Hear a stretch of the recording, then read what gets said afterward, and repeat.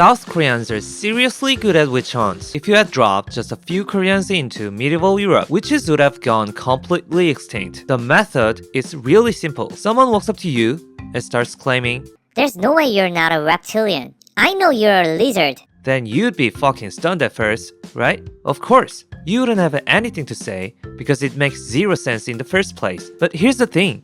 Your silence becomes an implicit argument in Korean society. Their logic is that, You can't refute it because you've got something to hide. and right at the moment, a massive wave of new logic starts rolling out. This guy's body temperature is like 35 Celsius degrees. He's a damn cold lizard. I've seen this prick wearing a green a lot. He's an iguana. Of course, there are some sane people out there too, but tragically, those sane people are way too few and their voices are way too quiet. By this point, there is absolutely nothing you can do. Today, we're going to cover 5 famous witch hunts that happened in South Korea. Let's dive right in. Number 4. Sana. Sana, from the global K-pop group TWICE, is originally from Japan. With her cute looks, sweet personality, and amazing Korean skills, she quickly became a superstar in Korea. Everyone loved her. But being a tough female star in Korea isn't always easy. There are certain toxic online communities just wanna drag down young and beautiful women. I'm not saying everyone there is bad, but there are always some people hunting for any small mistake to ruin a star's career. They just watch and wait, thinking, Please just make one mistake. but Sana was usually a safe target because her private life was totally clean. But eventually they found their excuse from a short Instagram post. As someone born in the Heisei era, I feel a bit sad that it's ending. But you worked hard, Heisei. Let's make today a great day and welcome the new Reiwa era. So what was the problem with this sweet post? Let me explain. In Japan, they named time periods after their kings. Heisei was the era when Sana was born and Reiwa was the new one starting. Sana was simply sharing her feelings about the era she grew up in coming to an end. However, Korea has a painful history with Japan, right? Because of that history, some people get overly angry at anything related to Japan, especially if a celebrity does it. They use this fake outrage to act like they are very patriotic and righteous. So the haters completely twisted her words. They said, Why use Japanese era names in Korea? She must support Japanese imperialism. Cancel her right now. surprisingly, this worked. News articles poured out, comment sections were filled with hate. Sana stayed quiet, but she eventually broke down crying at a concert. In just a matter of days, this blew up into the absolute biggest issue in Korea. But here's the catch. This whole attempt to cancel her was completely baseless, zero logic behind it. Silent minority, the rational people slowly started speaking up. Even history professors stepped in to back Sana up. Because honestly, this had absolutely nothing to do with imperialism in the first place. But yeah, these unhinged haters weren't just going back down quietly. They started spouting this absolute bullshit logic. It wasn't even about the post itself in the first place. What we're really mad about is Sana's attitude. Whether she's right or wrong, the controversy got this big, so the fact that she isn't deleting the post is the real problem. But fortunately, people just weren't buying it anymore. So the haters quietly started scrubbing their comments. The hate finally died down after that, but not a single person ever apologized. Number 3. Kim Borum. Let's go back to the 2018 Winter Olympics. We've got a women's speed skating team pursuit match. South Korea versus the Netherlands. If you don't know how this event works, it's basically a 3-person team game. The whole point is to stick together, push each other, and finish 5 laps as a single unit. Korea sends out 3 skaters, Kim Borum, Park Ji-woo, and Do Sun-young. The race starts off totally fine, but towards the end, things get weird. The 2 skaters in the front just shoot ahead. They sprint at full speed and leave their third teammate completely in the dust. Even the Korean live commentators were like, Huh, what's going on? because here's the kicker, your team's time only stops when the last person crosses the finish line. These guys are pro athletes, so there is no way they don't know about this rule. Ditching one teammate and finishing the race like that? To the public, the signal was loud and clear. No, is being bullied, and Kim's interview after the race added fuel to the fire. 을 하게 됐는데 중간에 라프도 그렇고 되게 잘 타고 있었는데 마지막에 네 이렇게 뒤에 조금 저희랑 격차가 벌어지면서 네, 기록이 조금 아쉽게 나온 것 같아요. 선두의 라프는 계속 14초대였어요. 그렇기 때문에 뭐 팀추월 결과적으로는 조금 아쉽긴 한데 그래도 컨디션은 지금 3000미보다 많이 좋아진 것 같아요.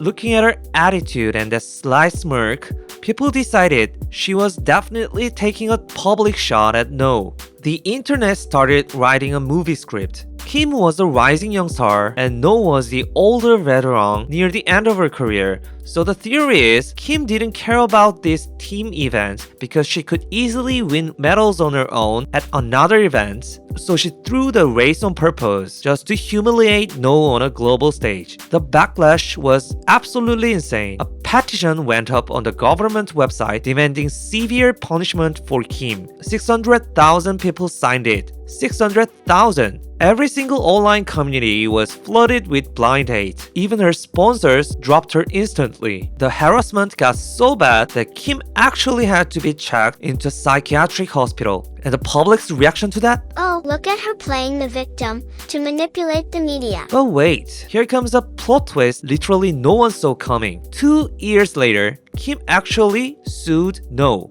For what? For verbal abuse. Pay close attention here. It wasn't Kim bullying No. It was No bullying Kim. Kim came out and said, I've been bullied by No for 7 years. And surprisingly, the court actually sided with Kim.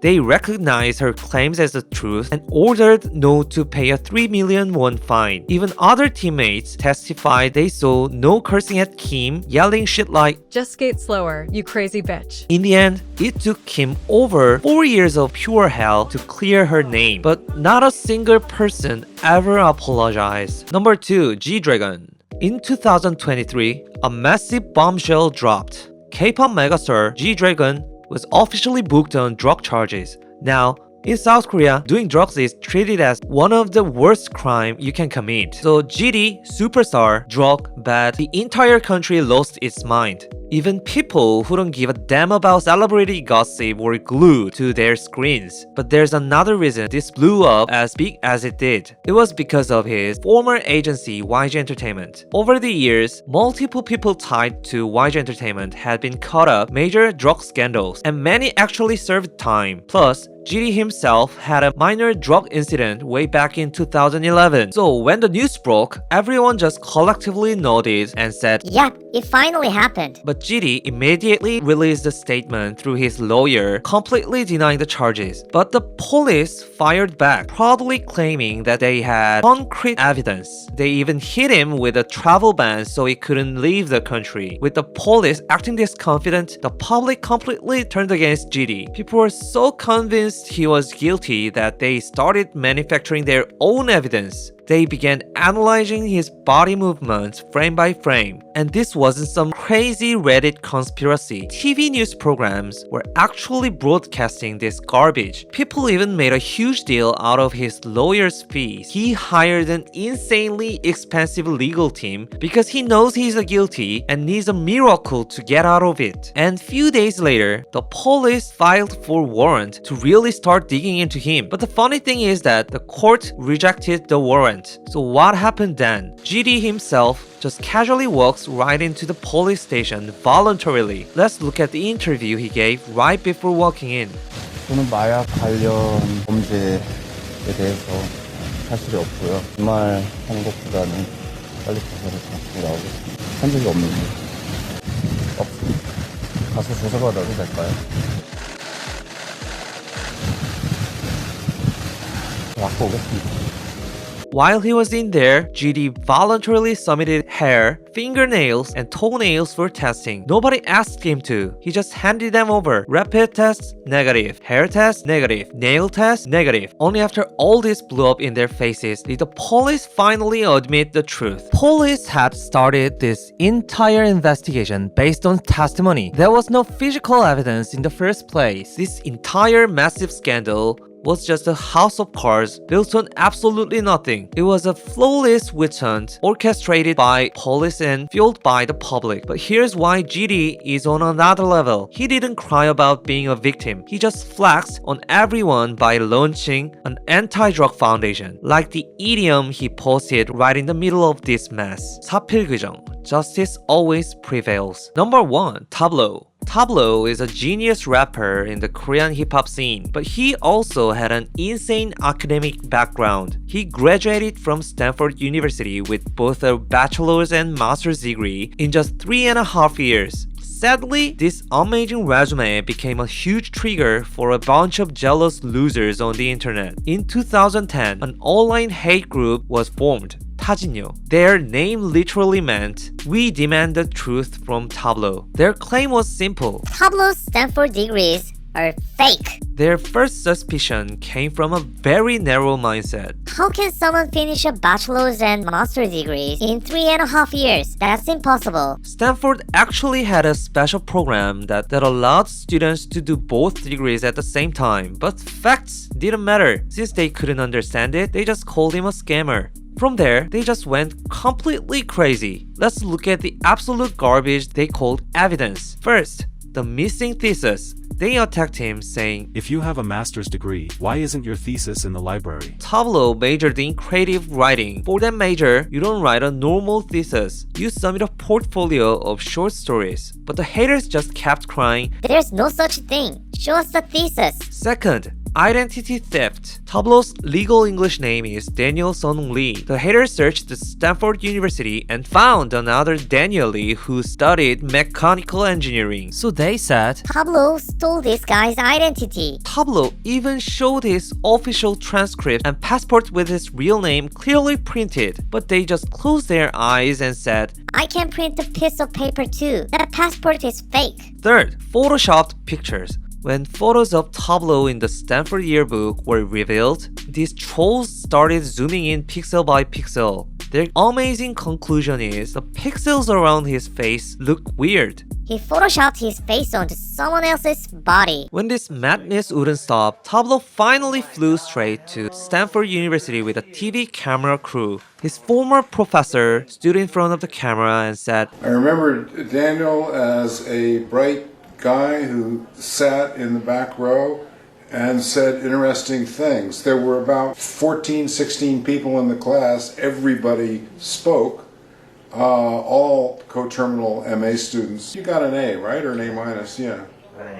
I got an A. Well, then it must have been very good. I was shocked. I didn't understand why that would be happening. The university staff even printed out his official records on national TV. At this point, all normal, sane people would say, oh, my bad, and then apologize, right? But truth never mattered to these zombies. They just made up more lies to deny reality. They said, the TV station was bribed. The Stanford professors were paid off. Those white people are just hired actors. It was pure delusion. I'm not exaggerating. They seriously believed that a top university in the world was doing a massive scandal just to protect one Korean rapper. And they didn't stop there. They dug up the personal info of Tablo's entire family. They called his mother's hair salon and his brother's workplace to terrorize them every day. Because of this insane stress and cyberbullying, Tablo's father, who was already sick, eventually passed away. This wasn't just bullying, it was murder. But finally, the police started investigating. After a long legal battle, the Supreme Court proved that the Tablo's academic record was 100% real. But you know what the truly creepy part is? Even after the police and the courts made the final announcement, some of them still claimed the government surrendered to Tablo's massive power. People really believed it. 1 out of 3 Koreans believed it. This incident shows a very painful truth. They never wanted the truth from Tablo. They just wanted an ending where someone smarter and more successful than them lost everything and suffered.